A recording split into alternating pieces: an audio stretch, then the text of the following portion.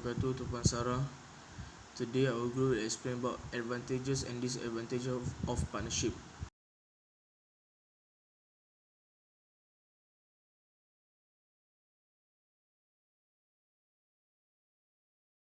Myself will explain about advantages of partnership. Firstly, the advantages of partnership is easy to get started. The partners can agree to create the partnership verbally or in writing. There is no need to register with the company's house, and registering the business partnership for taxation with HMRS is quite simple. The partners will also individually need to register for self-assessment, which they can do online. Secondly, the advantages of partnership is sharing the burden. Compared to operating on your own as a sole trader, by working in a business partnership, you can benefit from companionship and mutual support. Starting and managing a business alone can feel stressful and daunting, particularly if you have not done it before. In the partnership, you are in it together. Thirdly, the advantages of partnership is access to knowledge, skills, experience, and contacts. Each each partner will bring their own knowledge, skill, experience, and contracts to the business, potentially giving it a better chance of success than any of the partners trading individually. Partners can share out tasks with each specializing in areas they are best at and enjoy most. So if one partner has financial background, they could focus on maintaining the company books, while another may have previously worked extensively in a sales and therefore take ownership of the side of the business. Next is better decision making.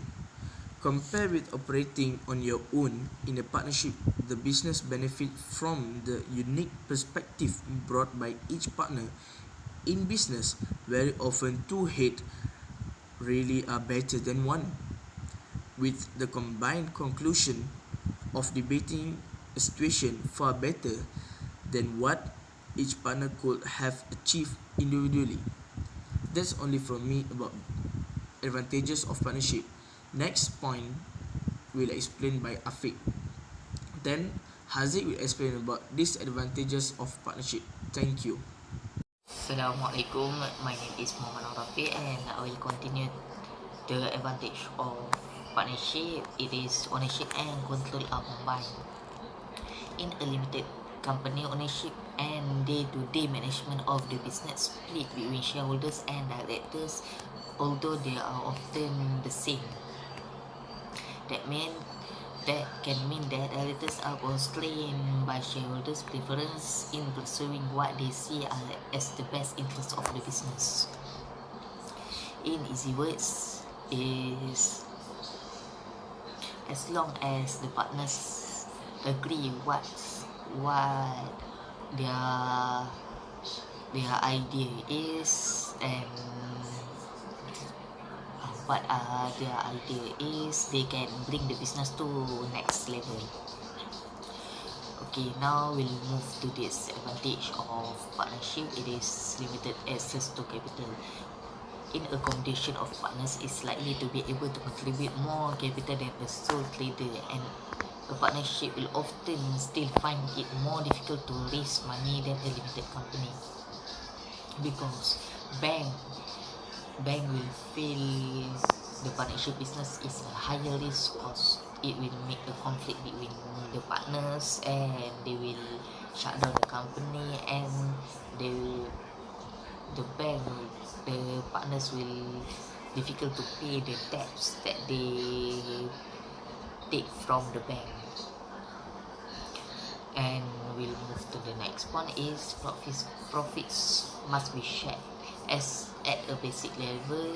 While a sole trader retain all profits of their business, those of a partnership are shared amongst of the partners. By default, under the Partnership Act 1890, profits are shared equally, although that position can be amended by a partnership agreement. This will make a conflict among the partnership uh, because of several partnership they didn't put they put a less time in a business, and they put a less effort and skills in that business, and they take equal profit, and it will make a conflict between them, and it will risk the partnership business, as lastly they will shut down the company. Okay, last, and Aziz will explain the 3 points. Okay, thank you. My name is Muhammad Aziz. I will explain 3 more disadvantages of partnership. So the first one is potential for differences and conflicts. By going into general partnership, rather than a sole trader, you lose your autonomy. You will lose your autonomy. You probably won't always get your own way, and each partner will end to demonstrate flexibility and ability to compromise. There will be potential for differences, large or small, with other partner. This might relate to situation. First one is the strategic direction in which the business should go, or how to go there. So the second one is how to handle any number of discrete business issue that may arise. I will explain more about differences. Differences might not be evident immediately. Over time, partner preference, personal situation and expectation may change. The facts they are aligned at the start is far from a guarantee that credit won't appear later. So this agreement and dispute can only harm the business, but also damage the relationship between the individual involved. So conflict can be major tension, absorbing the partner time, energy and money. So the next disadvantages of partnership is slower, more difficult decision making. This refer to how partnership need to decide anything he want. Okay, now the next one is slower, more difficult decision making. It's refer to how partnership decide is more difficult than sole trader. So